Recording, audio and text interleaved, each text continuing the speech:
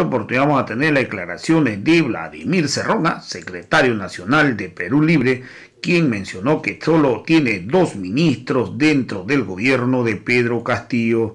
También ha dicho claramente que puso a Castillo como candidato por Perú Libre por su liderazgo dentro del Magisterio Nacional.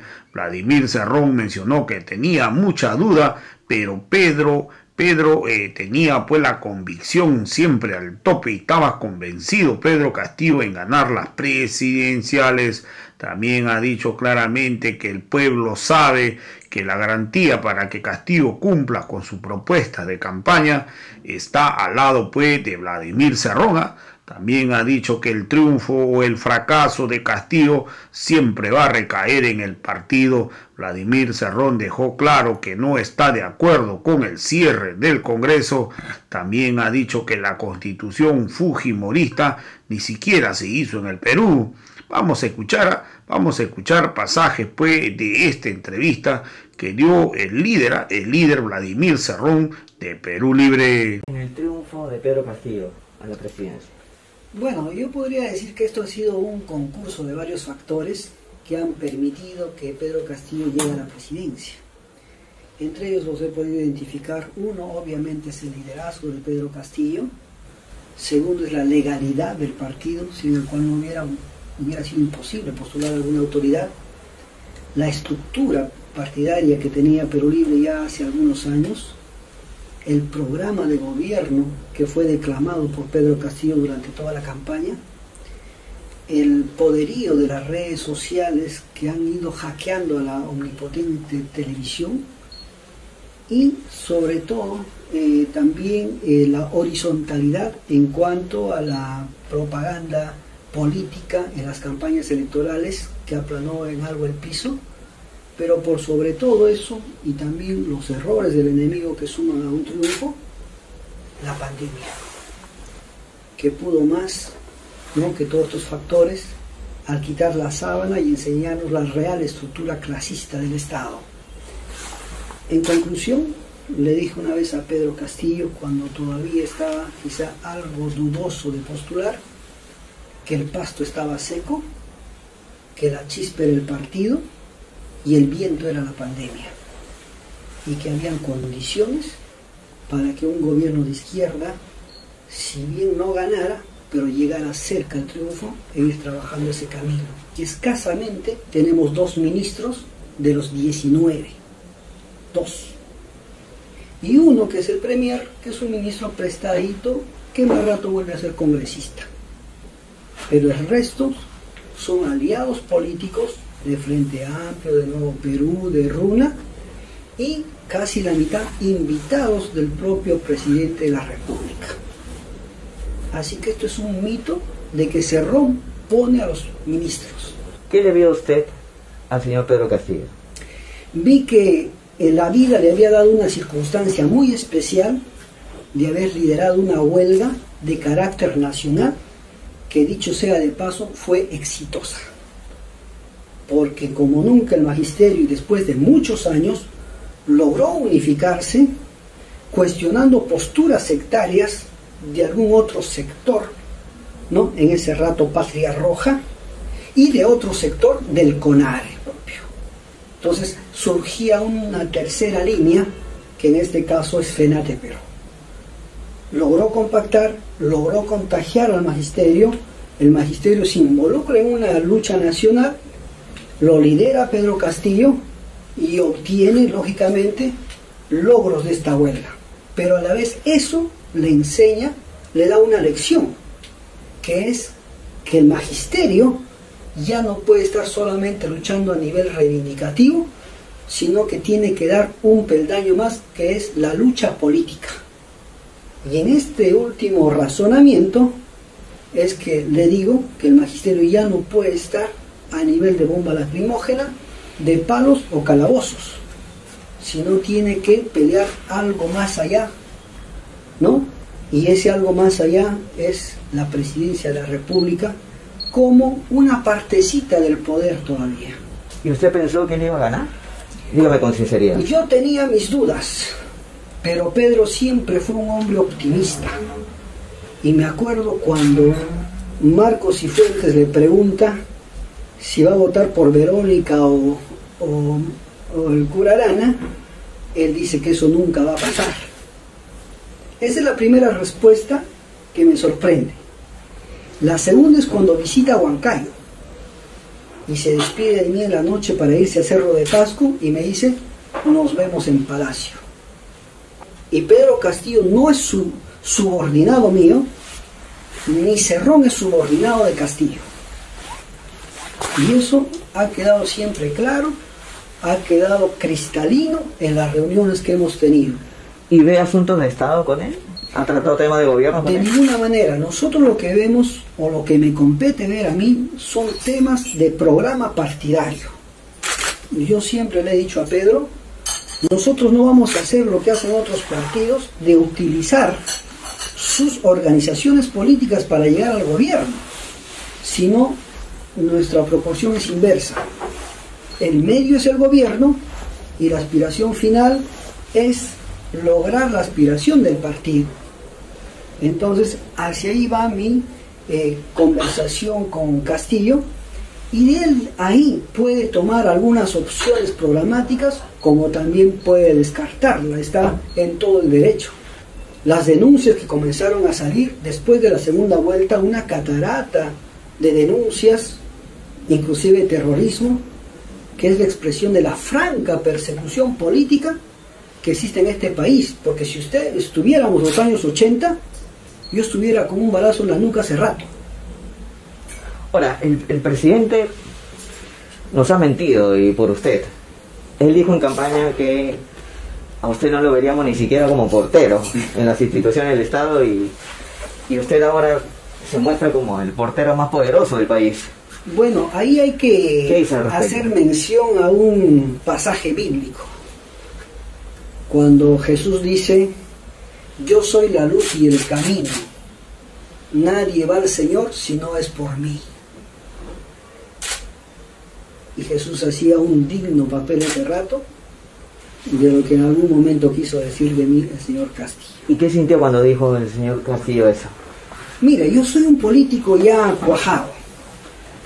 Para mí eso fue un tema insignificante, fue más bien un poco jocoso, ¿no? Pero sí las bases de Perú Libre las sintieron. La base de Puno vino en su conjunto, sobre quienes nos dijeron, nos sentimos bastante dolidos con lo que ha dicho Pedro Castillo. Y muchos militantes me escribieron en ese tono. ¿Y usted le transmitió? Y yo fui a responderles, a decirle que solamente es un tema del zigzag político que nos va a permitir ascender a la cumbre para no irnos en línea recta. Esa fue mi respuesta, y no solamente eso, sino cuando también tuvo el exceso de decir que en algún momento podría agarrar a patadas a la bancada de Perú Libre, abriéndose un frente innecesario. Y tuve que hablar con cada uno de los congresistas para que no repliquen ese desliz que tuvo en campaña el camarada Pedro. ¿Y a qué se refirió usted? ¿A qué se refería usted cuando escribió este tuit? Porque ¿cuál de los tuyos? A usted lo seguimos por Twitter, ¿no? La presencia de Cerrón no debilita a Castillo, por el contrario, la fortalece.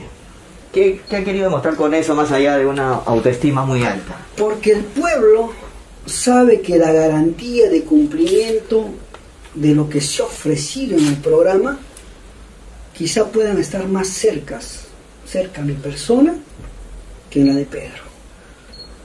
Entonces, además, en este caso, modestamente uno ya tiene una experiencia de gestión en el Estado. En 2 ocasiones hemos meditado conjuntamente con el partido el tema del ideario, el tema del programa, el tema de la acción política. Entonces venimos de una experiencia netamente político-partidaria y no venimos de una experiencia sindical.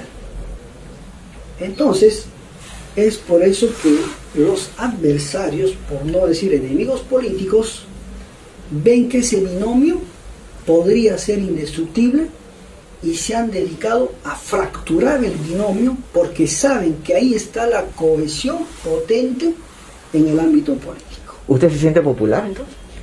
No es que me sienta popular, pero podría contribuir a que las promesas en campaña política se acerquen a la realidad, que es por la opción que votó el pueblo peruano.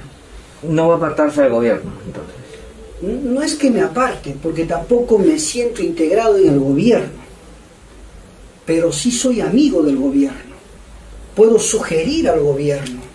Pero no va a dar un paso al costado. Puedo criticar al gobierno, puedo rectificar al gobierno en algunas opiniones, y ellos tienen todo el derecho de hacerlo conmigo. Este es un tema bilateral, no es un tema unilateral. No va a dar un paso al costado, entonces. Yo creo que he dado un paso al costado en la práctica, inclusive el partido, porque ya te estoy diciendo que de la composición mayoritaria del Consejo de Ministros, por ejemplo, Perú Libre tiene menos del 10%.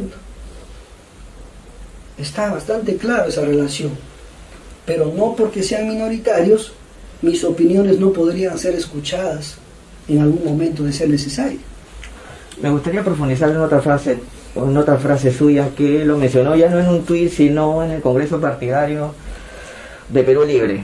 Usted dijo, si el gobierno se desvía, el partido tiene que rectificar la línea. Y usted ha hablado de una conspiración caviar. ¿Son los caviares los que quieren desviar al presidente de la línea?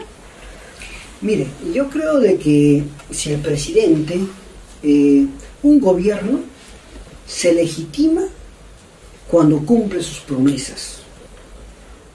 El poder político se solidifica si es que se hace lo que se ha dicho. Pero si no se hace lo prometido, el gobierno desestructura el poderío político y la legitimidad ante el pueblo. En tal sentido, para nosotros esto es vital. Si es que el profesor Pedro Castillo, hoy presidente de la República, no cumpliera con convocar a la Asamblea Constituyente, o por lo menos no muriera en esa lucha, el pueblo tendrá un concepto distinto de una caviarización. Si es que Castillo no llama a renegociar los contratos que consideramos lesivos para el Estado, irá en ese camino de la humanización. Si es que Castillo no toma control de los principales recursos naturales, que no necesariamente significan nacionalización o estatización, el pueblo se sentirá engañado una vez más. Y entonces el pueblo, el partido, tras una crítica, tiene que estar vigilante, porque cualquier fracaso o triunfo de Castillo va sobre las espaldas del partido. ¿Y a qué se refería con una conspiración caviar? En el sentido de que hay mucha gente llegada a esos sectores que constantemente le repiten que ya no es necesario la Asamblea Constituyente, que con este modelo es suficiente hacer un país justo, y ya hemos demostrado. Hemos crecido económicamente, pero todos no hemos crecido a la misma estatura. ¿Y qué es un caviar para usted? Bueno, un caviar para nosotros es alguien que vive del Estado sin proclamarse muchas veces de derecha y de izquierda, es decir, sin tomar un partido ideológico y político como tal, y prefiere estar bien con todos, incluyendo con el sistema, pese a manejar en su discurso un lenguaje antiestado, pero que en el fondo fortalece el núcleo duro del sistema neoliberal. ¿Pedro Franque es un caviar? Pedro Franque lo conozco poco, como para poder todavía tener un concepto más sólido. Yo espero que más bien sea más cercano a la izquierda socialista más adelante. No podría estigmatizar a nadie con nombre propio. ¿Por qué un hombre como Guido Bellido, que ha elogiado a senderistas como Edith Lagos y Carlota Tello, es idóneo para el cargo del primer ministro? Habría que preguntárselo a quien lo ha designado. ¿Usted no fue? En este caso, el profesor Pedro Castillo. La propuesta del partido fue Roger Nájar. Y fue Roger Nájar por las características que tiene de un buen analista político, fue excongresista y es un hombre de partido. esa fue la propuesta del partido. Inicialmente no fue Guido Bellido ni otro.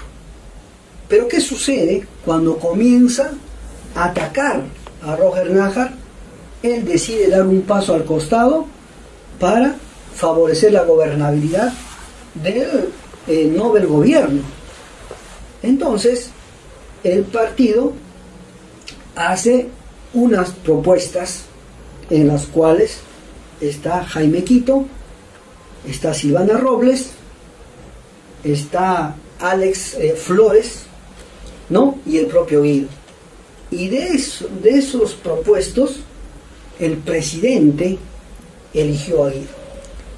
Bueno, pero Roger Nájar, ¿por qué tenía que tener credenciales si tenía este asunto de embarazar a una menor de edad? No sabíamos los pormenores inicialmente de esto, pero lo que sí supimos es que su hija envió una carta notarial diciendo que no tenía deudas pendientes con su padre. Y es más, mantiene muy buenas relaciones.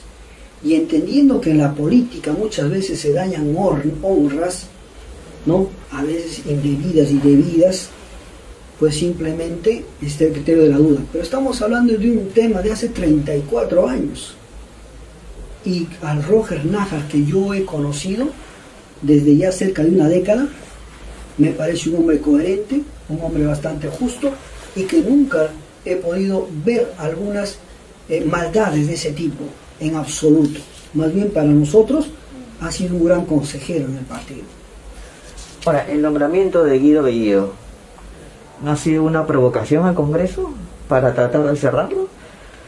Como te digo, eso le compete responder al presidente de la República, pero si me preguntas la opinión personal, te podría decir que no. Es más, ¿por qué no es una provocación? Si censuraran dos veces al Consejo de Ministros, no existe la obligatoriedad de disolver el Congreso. Es un tema discrecional del presidente Castillo, que estoy seguro que no optaría ese camino, porque lo considero un hombre democrático, y el Congreso, nos guste o no su composición mayoritariamente de derecha, es lo que ha elegido el pueblo. Y el mismo respeto le pedimos al Congreso, que respete al Ejecutivo, que así le guste o no, y su Consejo de Ministros, que lo respeten porque lo han elegido también democráticamente, y le han dado esas facultades de componer su Consejo. ¿Y usted no estaría a favor del cierre de un cierre de Congreso? Yo como creo lo que, del señor Guillermo Bermejo. mire, ninguna experiencia de cierre de Congreso en este país ha dado algo altamente fructuoso. Ya llevamos por 2 congresos, hasta donde sé, y no ha traído nada relevante. Por el contrario, empeoró. El cierre del Congreso de Fujimori nos trajo una constitución más antidemocrática de la que teníamos. Nos trajo a colación la copia del consenso de Washington en sus 10 puntos en la Constitución. Es decir, que esa Constitución ni siquiera la hicieron en Perú. Simplemente Fujimori la implantó a golpe de Estado, pero algo ya trabajado en entes supranacionales. ¿Y qué le dice usted al pueblo, que tanto refiere Perú Libre, el pueblo, sobre el alza del dólar, la subida de los precios de los alimentos, del aceite, del gas, la gasolina, los recibos de luz? ¿Qué le dice? Le diría 2 cosas. En primer lugar, que nunca hemos tenido el gas, ni la luz, ni los impuestos más baratos en América Latina. El Perú es uno de los países que siempre ha tenido esos precios altos, vergonzosamente, en este continente. Y en segundo lugar, el tema de si el dólar está subiendo, ¿cómo va a ser posible cuando Julio Velarde sigue en el BCR? Entonces el tema va más allá de la simple especulación unilateral, sino que aquí hay muchos factores que pueden conllevar a eso. Es cierto que puede haber sido un ingrediente de elección de Pedro Castillo y de su gabinete, pero no es el único. La prueba es, como te vuelvo a repetir, que Velarde está comandando el barco de donde depende la subida o la bajada del dólar. Y eso no se ha tocado.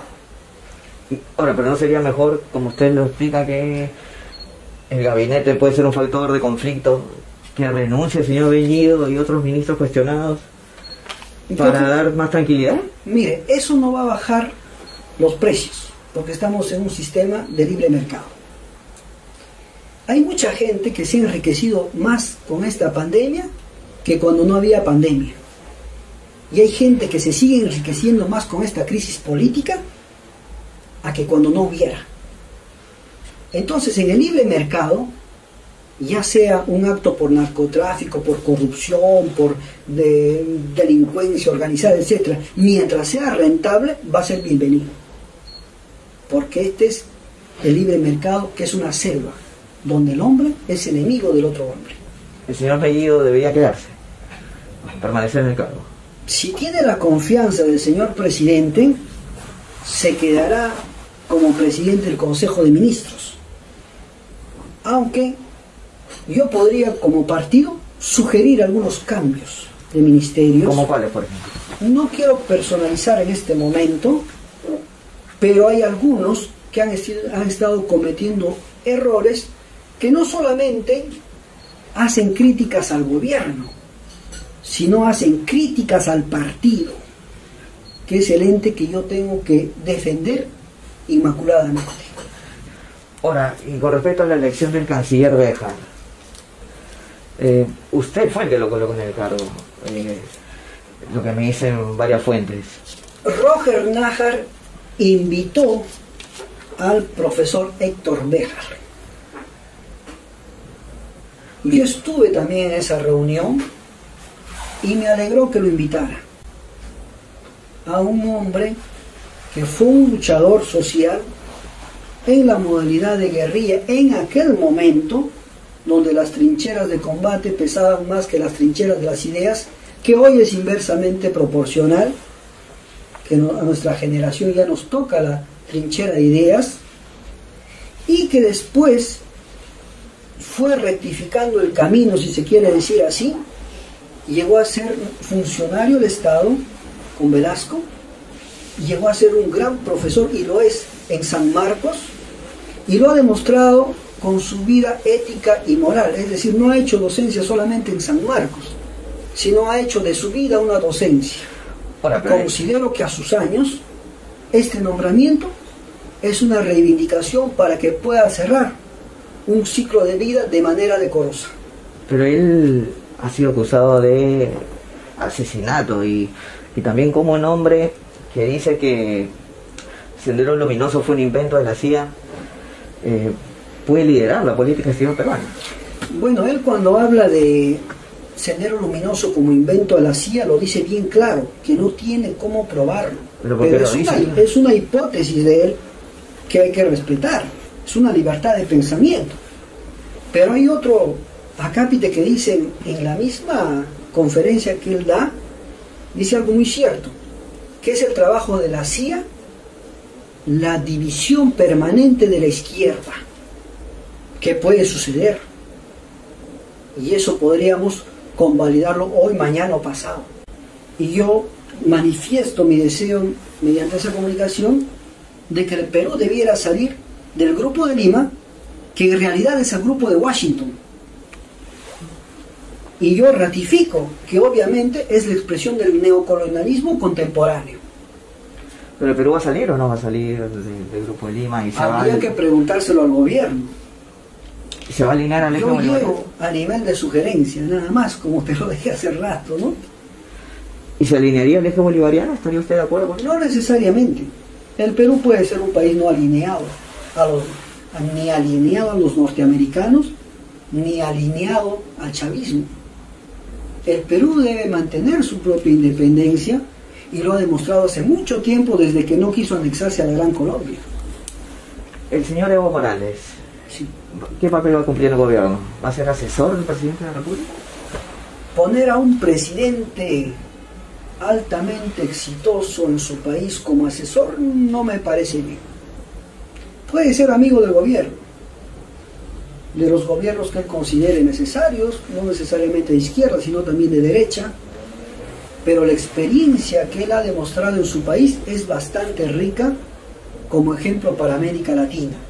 Era tan rica que la derecha nunca lo atacó por su gobierno, sino prefirió atacarlo por su continuidad en el gobierno y finalmente le propinaron un golpe de Estado, lo cual demuestra que a los poderes supranacionales no le interesa si tú haces un buen o mal gobierno, lo que le interesa es que no choques con sus intereses económicos.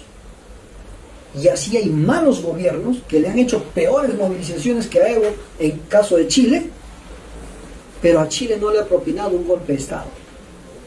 Por tanto, me parece que la experiencia boliviana hay que observarla, hay que aprender de ella en alguna medida, porque antiguamente el señor Sofocleto escribía en su columna periodística, cuando hablaba todo lo peor del Perú, siempre ponía abajo, felizmente existe Bolivia, como para nosotros no ser el último. Hoy en día Sofocleto no podría escribir eso. Quiero leerle un escrito suyo de febrero de este año, un escrito suyo.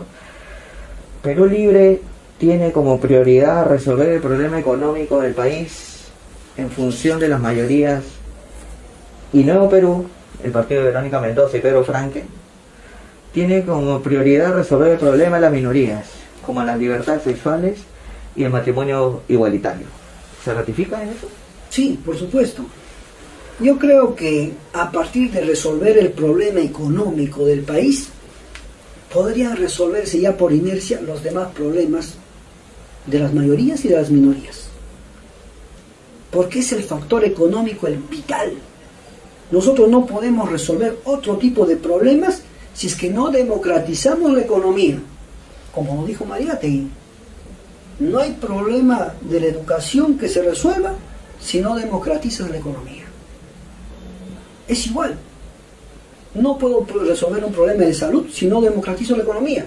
No puedo resolver un problema de la agricultura, del trabajo, de la vivienda si no democratizo la economía. Y no puedo resolver los problemas de la discriminación de los grupos minoritarios si no resuelvo la economía.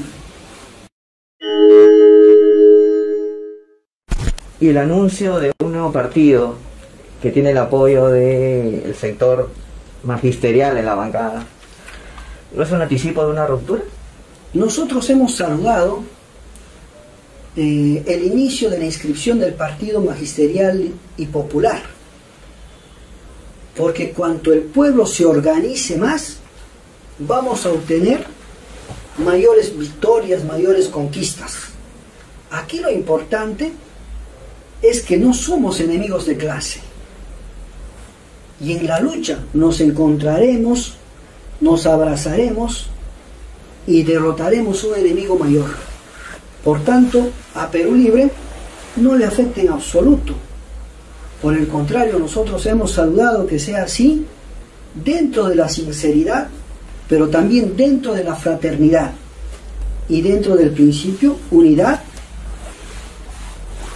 discusión o discrepancia, pero nuevamente unidad. ¿Y por qué los maestros congresistas no se afiliaron a Perú Libre, no se han afiliado? Porque muchos fueron invitados de último momento.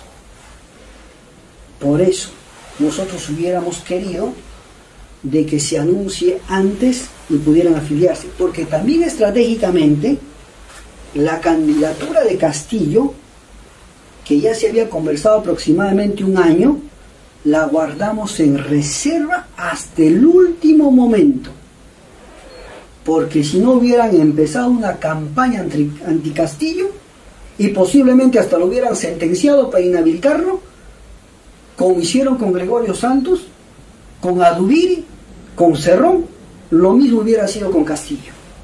Por eso es que se toma la decisión en soltar la candidatura faltando una semana antes de que se cierren las inscripciones a un partido. Ahora, ¿cuál es el mérito de su hermano, Waldemar Cerrón, para ser el vocero de la bancada? Que lo elige la mayoría. Pero ese no es su mérito. ¿Cuál sería el mérito? Porque ellos han visto en él los méritos de concertación. No es un individuo ambicioso. Él dio un paso al costado muchas veces cuando le propusieron para que sea el candidato a la mesa directiva, sin ningún problema. Es una persona preparada, es doctor en educación, es una persona que goza de gran simpatía y en las elecciones del 2020 fue el candidato más votado de todo el departamento de Junín. El problema fue que no pasamos la valla. Y en esta ocasión también fue uno de los más votados y dentro del partido el mayor votado, y goza de una simpatía estudiantil, sobre todo en el ámbito universitario, mayoritaria. Entonces, yo llego a la conclusión, como me dicen los militantes, de que Waldemar Cerrón brilla con luz propia. Y yo muchas veces me he sentido incómodo de ser la sombra de mi hermano. Y que bajo mi sombra no pueda crecer nadie, es totalmente injusto. Y si Waldemar está en el Congreso, son por méritos propios que se los ha ganado, porque a él se le debe toda la organización del sur de Perú Libre. Toda la organización del sur. ¿Y por qué perdieron la mesa directiva del Congreso? Porque faltó una negociación más precisa y yo creo que un respaldo del Ejecutivo. Porque si tú, siendo minoría frente a los demás partidos de derecha, vas a negociar sin llevar un pan bajo el brazo, ¿qué resultado podrías tener? Ese pan bajo el brazo, para el criterio del camarada Pedro Castillo, era repartija y él no lo iba a hacer. Nosotros tampoco observamos, no criticamos, porque también estamos de acuerdo que no debe haber una repartija de ese tipo, ni negociaciones de ese tipo. Pero como la derecha no piensa así, ellos, al ver que no se les daba nada del Ejecutivo, cercaron a Perú Libre, como lo hicieron con las comisiones. Ese es el resultado, ¿no? Pero Acción Popular le había ofrecido su apoyo. Le había ofrecido ser integrante de la mesa, no ser presidente de la mesa. Ya, pero no es lo mismo. Pero al integrar la misma fórmula, iban a tener los votos de esa bancada de Acción Popular. Son 16 votos o 15, que hubiese significado de repente el triunfo de la bancada, de la fórmula que integraba Perú Libre. Efectivamente, pudo haber sido. Pero ¿por qué ahí también ya se llega a un segundo plano de discusión, que es el plano principista. Pero finalmente ni siquiera fue eso. El pleno de los congresistas encargan al vocero de aquel entonces, Alex Paredes, llevar a cabo dos fórmulas. Primero, que Perú Libre presida la mesa directiva.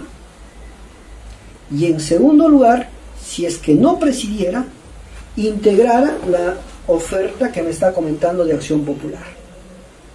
Pero el vocero hizo inconsultamente una tercera acción. ¿Cuál?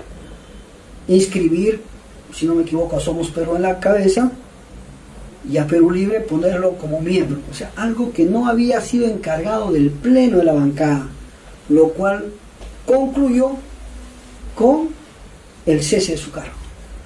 ¿Alex Paredes entonces traicionó a Perú Libre? Yo diría que no. Yo diría que más bien lo hizo en un ánimo de salvar una lista donde se integrase el partido. No podría decir en ninguna medida que fue una traición. Pero fue un mal negociador. Fue un mal negociador, podría ser. Pero no malintencionado y menos ponerle esa categoría mencionada. Toquemos el punto de la Asamblea Constituyente. El gobierno, el presidente ha dicho que va a insistir con el tema de la Asamblea Constituyente, pero que va a pasar por el Congreso. ¿Usted está de acuerdo con eso? Sí, estoy de acuerdo que se vea la vía congresal y también se vea la vía extracongresal, pero los dos dentro del marco constitucional, es decir, artículo 206 y artículo 32.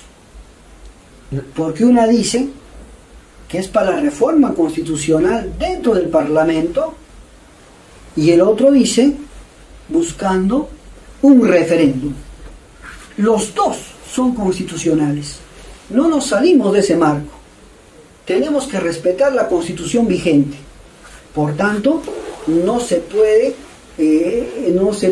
decir que la segunda opción es antidemocrática, es golpista, es autoritaria en absoluto, como lo quiere presentar la derecha y nos quiere encasillar en la primera opción nada más.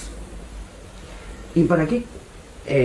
Quieren una asamblea constituyente. Se lo digo porque al revisar el ideario de Perú Libre, el plan original, ustedes hacen hincapié en 10 artículos, en 20, 15 artículos de los 206. Y artículos que están más referidos al capítulo económico. ¿Por qué no cambiar solamente esos artículos del capítulo económico? Es que si pusiéramos todos los capítulos, ya no sería un ideario, sería una constitución política o una crítica a la constitución política. Estamos poniendo una muestra que es la principal, que en este caso es la crítica al modelo económico. Usted tiene que comprender que todo está concatenado. El artículo 54 está concatenado al 55 y al 56, y está concatenado al 53, al 52 y al 51. Si vamos a ver por partes, vamos a tener una apreciación subjetiva, superficial e idealista de las cosas. Por ejemplo, algo que debiera estar en el capítulo económico y que no está, y está en el artículo 19, es que las universidades que dicen ser sin fines de lucro y que realmente son universidades de lucro sin fin, no pagan impuestos. ¿Y eso por qué no está en el capítulo económico? Entonces, aquí lo que se quiere es revisar y llegar a un consenso entre la clase dirigente y la clase dirigida. Porque si no, van a existir los malestares, no habrá una paz social. Y eso es la Constitución, es el consenso. Hay un Perú fuera de Lima, adentro, sublevado porque se cambie esa estructura estatal que no los ha favorecido. Y a eso responde el triunfo de Pedro Castillo. Y hay que interpretarlo así. Ahora, con la Asamblea Constituyente se busca revisar contratos ley, nacionalizar sectores estratégicos. ¿No lo puede hacer con este marco legal? Mire, en primer lugar, yo no busco nada. Bueno, el partido. Nosotros somos simplemente el vocero de un pueblo que reclama cambios y de que este país salga de ser un país inequitativo y profundamente injusto.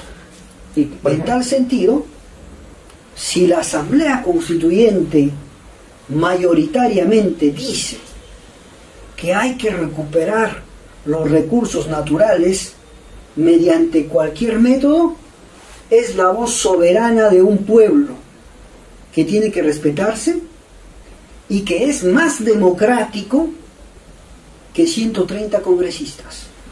¿Y qué contratos ley deben revisarse? Los contratos ley, por ejemplo, de las concesiones, que aquellos que dicen que si hay un derrumbe natural de 10 días que interrumpió la carretera, el Estado le tiene que seguir pagando. ¿No?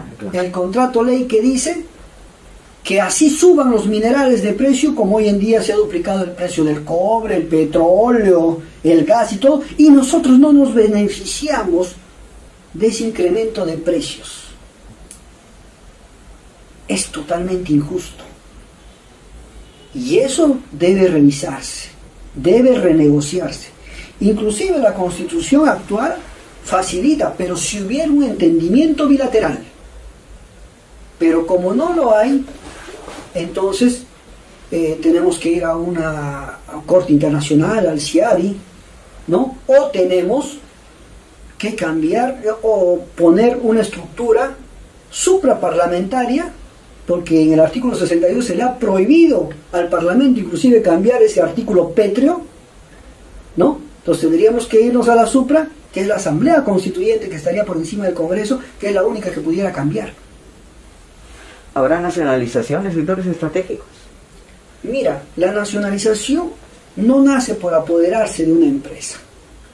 Por ejemplo, dicen muchos, quieren nacionalizar el gas de Camisea. ¿Cómo vamos a nacionalizar lo que es nuestro? El gas de Camisea es propiedad del Estado peruano. En este rato estará concesionado, administrado por un... pero es propiedad. Pero ya nos han metido en la psicología colectiva de que no nos pertenece y hay que rescatarle mediante una nacionalización. algo muy distinto a lo que es una estatización, donde le quitaríamos hasta la última computadora, y eso nosotros obviamente no somos partícipes. Nosotros lo que planteamos es que el Estado tome control de los recursos naturales para obtener mejores beneficios en rentas para el pueblo. Eso es lo que nos interesa. Eso no parte por necesariamente nacionalizarlo, sino tener el control para que estos señores paguen el canon, paguen el sobrecano, paguen el obro voluntario, paguen el derecho de vigencia y eliminen la evasión tributaria, y que desaparezca la elusión tributaria y muchas cosas más. Esos privilegios que se les dio en tiempo de terrorismo, supuestamente, no pueden estar vigentes, y más aún cuando la constitución fujimorista y el señor Fujimori dicen que él ha acabado con el terrorismo hace tiempo. Y en ese sentido, en esa línea, ¿qué proyectos mineros usted considera que deberían ser anulados? Anulados ninguno. Yo considero que deba revisarse ¿cuáles? Los contratos. ¿De cuáles? Yo diría la gran mayoría. Ahí No. tenemos Yanacocha, Toromocho, Antamina, Queyabeco, Las Bambas, Espinar, todo eso, el gas de Camisea, las centrales hidroeléctricas. ¿Tía María también? Debiera revisarse. Todo tiene que revisarse y ver si es que son lesivos o no para el Estado. ¿Pero quién lo revisa? Tendría que ser una comisión, ya sea parlamentaria, ya sea del Ejecutivo, ¿no?, con la sociedad civil, para ver hasta dónde es factible que el Estado pueda ceder y hasta dónde no, tomando como variable el bienestar popular. Con una asamblea constituyente, ¿tiene sentido que funcione el Congreso? Podría funcionar de manera paralela, como lo está haciendo Chile. Es decir, establecer una asamblea constituyente no necesariamente implica disolver el Congreso. Debiera funcionar el Congreso y a la vez podría funcionar a cuerda separada la Asamblea Constituyente. Pero usted le da más peso a la Asamblea. Usted ha dicho que la Asamblea tendría una mayor jerarquía. Pero en el momento que dé una constitución política que demorará un par de años de asamblea. Mientras eso, nos ceñimos a la constitución vigente. Eso está claro. Y eso lo han hecho muchos países. ¿El cierre del Congreso entonces es una posibilidad?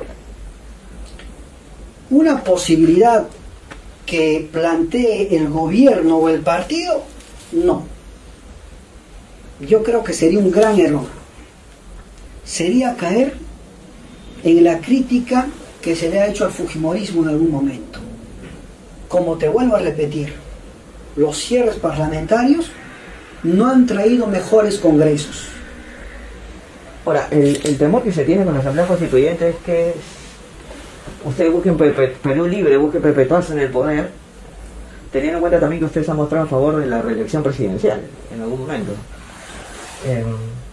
¿No es un riesgo eso para la democracia? Yo creo que no. ¿La reelección, no? Yo estuve en contra de que a los alcaldes le prohíban la reelección, de que a los presidentes regionales le prohíban la reelección, de que a los congresistas se le prohíba la reelección. Y así quieren tener gente que haga carrera política. ¿Cómo podrían hacer carrera si los están vetando en cada momento? Y con eso están impidiendo que se fortalezcan liderazgos, cortándoles el derecho a una reelección. Y eso ha traído consecuencias nefastas. Por ejemplo, el último año de un alcalde que ya no va a ir a la reelección, ya ni siquiera va al presupuesto participativo, ya no se planea proyectos a largo plazo, todo es un desastre el último año, y trae como consecuencia el atraso del pueblo en su conjunto. Entonces, yo estoy a favor de la reelección, y si el pueblo reelige un gobernante a cualquier nivel, simplemente hay que entenderlo como la ratificación de la voluntad popular. No hay que verlo como una perpetuación de poder, porque en tal caso yo podría decir que la derecha se ha perpetuado 200 años en el poder en el Perú hasta que ganó Perú Libre. No podría decir eso, ¿verdad? Porque han habido diferentes tonos de derecha, algunas más democráticas, algunas más dictadoras, etc. ¿Puede decirme un país que haya aplicado con éxito un ideario político similar al de Perú Libre? Un país que haya aplicado con éxito similar, por ejemplo, países del corte socialista y también del corte capitalista. Por ejemplo, usted puede ir a Suecia y la medicina es gratuita a todo nivel. Puede ir a Francia, a España. ¿Francia ha aplicado el ideario de Perú Libre? No, usted me ha dicho similar. ¿Un modelo similar al de Perú Libre? En la salud pública, sí. Va a Canadá. La accesibilidad de la medicina es universal, hasta gratuita. Pero es fácil hacerlo en el primer mundo, ¿no? Donde hay muchos recursos. Lo heroico es hacerlo en el tercer mundo, donde no hay recursos. Caso Cuba, caso Bolivia, caso Ecuador. Entonces, hay similitudes que podemos hacer tanto con el primer mundo como con el tercer mundo. Pero el problema es que nosotros no somos de chicha ni limonada. Pero le voy a dar otra declaración. Y también de neurocirujano en la pandemia. Yo tengo casos, pero no ha pedido licencia. Yo tengo casos operados en el área privada en la pandemia.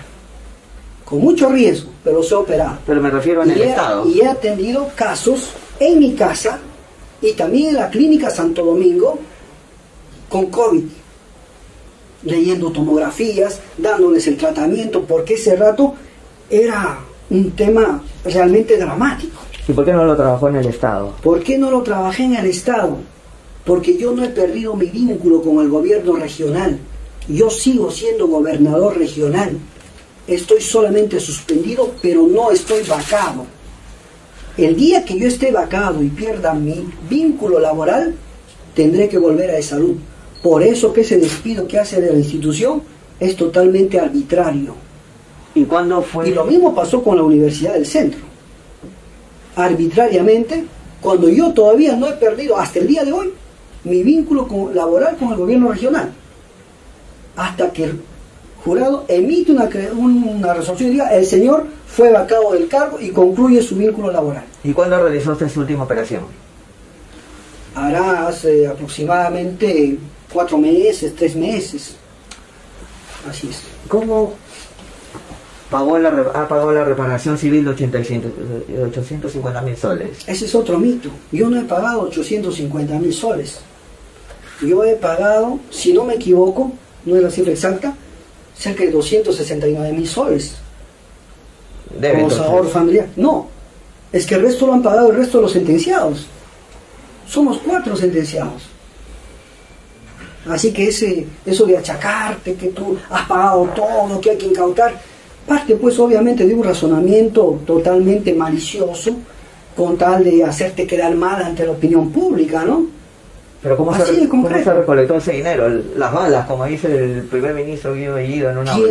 Tienen que explicarlo quienes han depositado por su parte, y yo explicar la que he depositado por mi cuenta, que es también con apoyo partidario, porque el partido hace una reunión y al ver que mi sentencia tiene un carácter político, el partido también decide aportar frente a esa causa, cuando yo estaba detenido.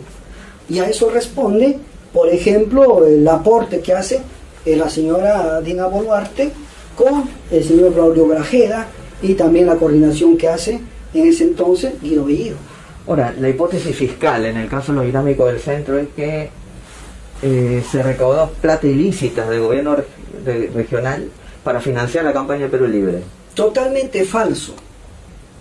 Es que ¿sabe qué pasa? El fiscal tiene una teoría del caso, que está bien, que ejercite hipótesis, y yo los felicito por eso, porque a partir de eso el pensamiento se hace más riguroso de poder detectar algún acto delictivo. Está en todo su derecho, ¿ya? Entonces, el deber nuestro es demostrar que eso no es así. Yo estoy muy seguro, como que estoy sentado hoy en este momento con tu persona, de que ni un centavo fue a la campaña del profesor Pedro Castillo. Lo que sucede es que a veces en la mente del adversario político, no de la fiscalía, estoy hablando del adversario político, en su mente no puede caber la solidaridad de clase en un pueblo.